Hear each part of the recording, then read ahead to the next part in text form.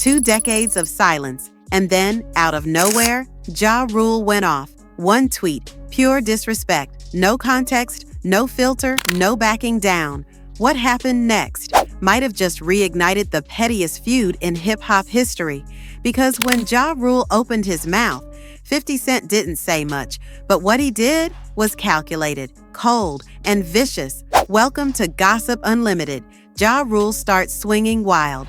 It all started with a single tweet, "Suck my dot." Shut up. No name mentioned, but everybody knew who it was for. It didn't even feel like a diss track. It felt like a breakdown.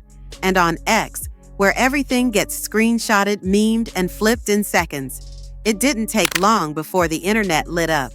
But Ja wasn't done. He doubled down, saying the one thing you never say in rap. He called 50 Cent a snitch, said he told the feds Murder Inc. had him shot, and that those words were what actually ended the label.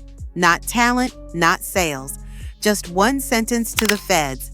That's how serious it got. The internet reacts, memes, mayhem, and divided fans. The timeline exploded. One half of the internet was laughing. The other half, stunned. I thought this beef was over, some said. Ja Rule finally snapped, others claimed. Then came the memes. Old concert videos, 50's infamous trolling clips, fans digging up interviews from 2003. It was a full-blown cultural throwback. Someone even posted a clip from Ja's old concert where 50 allegedly bought out 200 front-row seats just to leave them empty. Petty legend behavior. 50 Cent responds without saying a word. 50's response? No tweet storm, just a photo. A meme using Ja's Breakfast Club interview paired with a snarky caption. He's been trying to go nuclear for 22 years and still failed. No name, no tag, just vibes. And that's the difference. Ja Rule reacts emotionally. 50 Cent plays chess. The tweet that triggered it all before the chaos, it all started with one fan's tweet. He ended Murder Inc. Harmless, right? Not to Ja. He clapped back instantly.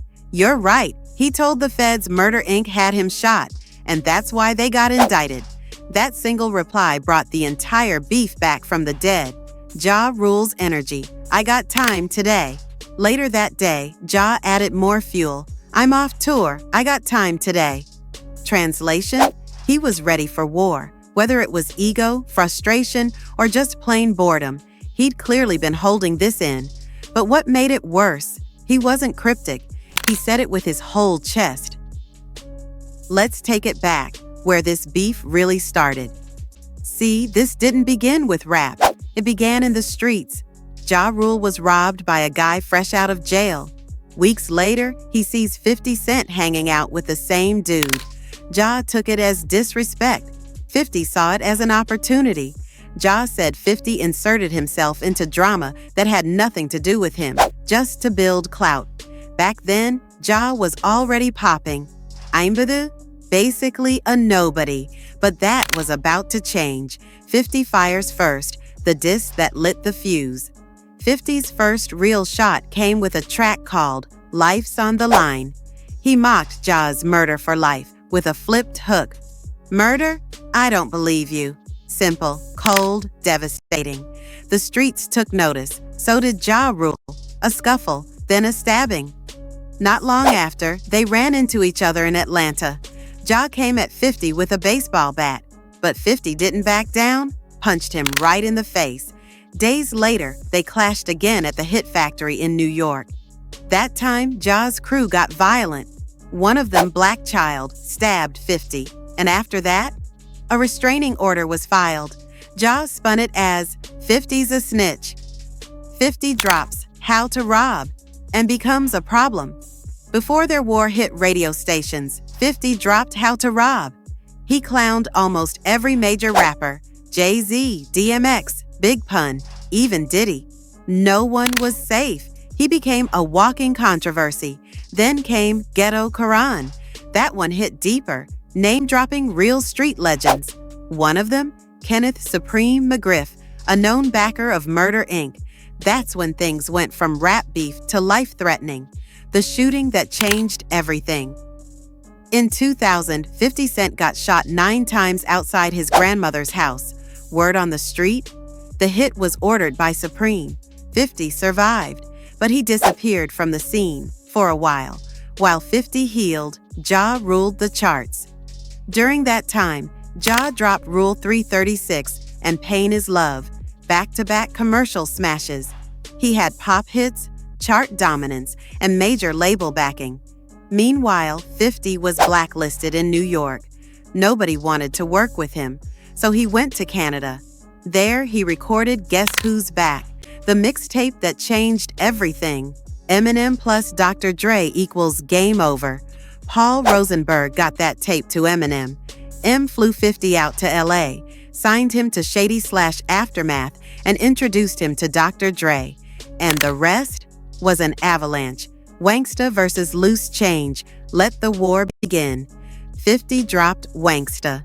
Didn't mention Ja's name, but everyone knew. It got placed on the 8 Mile soundtrack and blew up. It was funny, catchy, and most of all, disrespectful. Ja clapped back with Loose Change, but it was a risky move. He dissed Eminem, called Dr. Dre gay, mocked 50's shooting. Fans weren't feeling it. It backfired. Shady Aftermath nukes Ja Rule. Then came the bomb, Hail Mary remix featuring M, 50, and Busta Rhymes. They called Ja a fake Tupac, a parody, a copycat. It was brutal. Ja responded with an album called Blood in My Eye, mostly disses, but it flopped. Fans were already switching sides. Meanwhile, 50 takes over everything. Then came Get Rich or Die Tryin', In Da Club, Back Down, and Many Men. He sold 6.5 million, started G-Unit, signed Lloyd Banks, Young Buck, Game, then launched Vitamin Water, movies and TV shows. He barely even mentioned Ja anymore, because he didn't have to. Ja Rule's fall, and the meme era begins. Ja tried to fight back with street records, but he'd already lost his pop fanbase. He pivoted too hard. Then came Fyre Festival, a total disaster. 50 didn't just watch it crash. He mocked it, publicly. He even bought out seats to Ja's show, so rows would be visibly empty. That's next level petty. So why is this still happening in 2025? Because the beef never actually ended. It just moved online. It became a Cold War. Memes, comments, tweets. And anytime Ja tries to speak up, 50 clowns him with a smirk. But this time, it felt different. It felt like Ja wasn't just mad. He wanted to rewrite the whole story. To remind people that 50 Cent didn't end Murder Inc. with bars, but with the feds.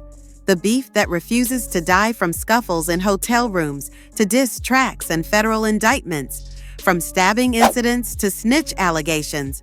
From Billboard dominance to Instagram trolling. This isn't just rap beef. This is hip-hop history. And somehow, 25 years later, they're still throwing shots. Will it ever end? Probably not. But one thing's for sure, it's the most legendary grudge match the rap game has ever seen. Leave your thoughts in the comments, like, and don't forget to subscribe.